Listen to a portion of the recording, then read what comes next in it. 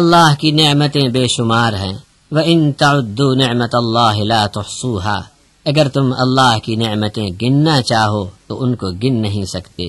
لیکن اس کی عظیم ترین نعمت قرآن کریم ہے. سورہ یونس علیہ السلام کی آیت 57 و 58 میں ہے، یا ایہا الناس قد جاءتکم موعظۃ من ربکم وشفاء لما فی الصدور وہدی ورحمۃ للمؤمنین قل بفضل اللہ وبرحمتہ فبذلک فلیفرحوا هو خیر مما یجمعون. یہاں حضرت مولانا تحریر فرماتے ہیں، جس کو قرآن مجید مل گیا اسے سارے انسانوں کی جمع پونجی سے زیادہ خیر و برکت ہاتھ آئی. حدیث شریف میں آیا ہے کہ اللہ جس کو قرآن مجید عطا فرمائے پھر وہ کسی کے پاس مال و دھن اور دولت دیکھ کر حسرت کرے، اس نے قرآن مجید کی ناقدری کی. حدیث شریف میں آیا ہے کہ جس کو اللہ نے اپنی کتاب یعنی قرآن کا علم عطا فرمایا پھر وہ دوسرے علوم کو قرآن پر ترجیح دے، اس نے اللہ کی اس عظیم نعمت کی بڑی ناقدری کی. اسی طرح اس نعمت سے غفلت بڑا پاپ ہے، جرم ہے.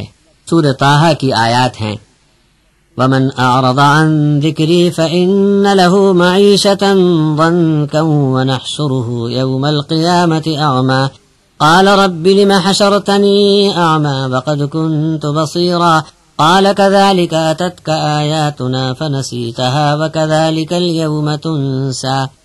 حدیث شریف میں ارشاد ہے کہ کسی شخص کو قرآن کی آیت یاد ہو اور وہ اسے بھلا دے، اس سے بڑا کوئی گناہ نہیں.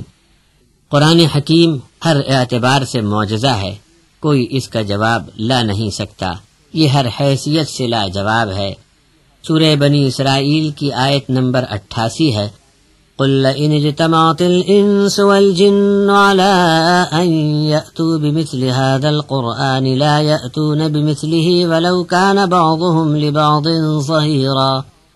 حضرت مولانا عبد الکریم پارک صاحب اس آیت کی تفسیر فرماتے ہیں، اول کسی ایک کام پر تمام انسان اور جنات کا ایک جگہ اکٹھا ہو کر پروگرام بنا کر کام کرنا ناممکن ہے، لیکن ایسا محال اور ناممکن اجتماع جن و انس کا ہو بھی جائے تب بھی اس قرآن کے جوڑ کی کوئی اور کتاب تو دور کی بات ہے، صرف اس کی کسی مثال کی نقل میں ایسی مثال بنا لانا بھی کسی کے لیے ممکن نہیں.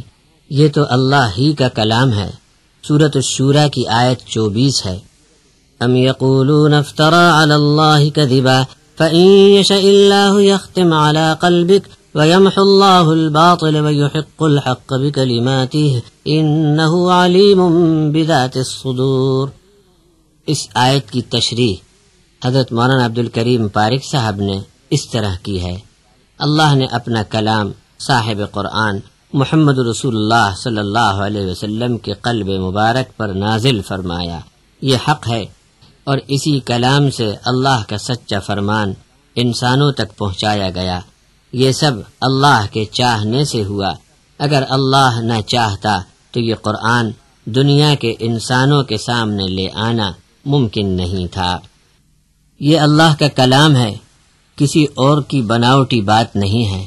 سورۃ الحاقہ کی آیات ہیں، تنزیل من رب العالمین ولو تقول علينا بعض الأقاويل لأخذنا منه باليمين ثم لقطعنا منه الوتين فما منكم من أحد عنه حاجزين وإنه لتذكرة للمتقين. صاحب تفسیر یہاں لکھتے ہیں، یہ فرمایا اس لیے کہ قرآن میں کوئی ایک بات بھی بناوٹی نہیں اور کوئی ایک بات بھی امین برحق نبی صادق رسول اعظم صلی اللہ علیہ وسلم نے اپنے دل سے بنا کر نہیں کہی. یہ قرآن تو اللہ کی لا زوال رحمت ہے جو اس نے اپنے نبی پر اتارا ہے. سورۃ الزخرف کی آیت 32 ہے، اہم یقسمون رحمت ربک نحن قسمنا بینہم معیشتہم فی الحیاة الدنیا ورفعنا بعضهم فوق بعض درجات لیتخذ بعضهم بعضا سخریا ورحمت ربک خیر مما یجمعون. مولانا عبد الکریم پارک صاحب اس آیت کی تفسیر فرماتے ہیں، دنیا کی معیشت، رزق، مال، دولت، حکومت اور افسری میں ہم نے جس کو جتنا چاہا دیا نہ دیا۔ اس تقسیم میں بھی ہم نے ان سے پوچھا نہیں کہ کس کو کیا چیز دیں اور کتنا دیں۔ تو پھر اس عارضی سامان زندگی کے مقابلے میں قرآن، جو آپ کے رب کی لا زوال رحمت ہے، اسے اتارنے میں ہم ان سے بھلا کیوں پوچھیں کہ کس پر یہ قرآن اتاریں؟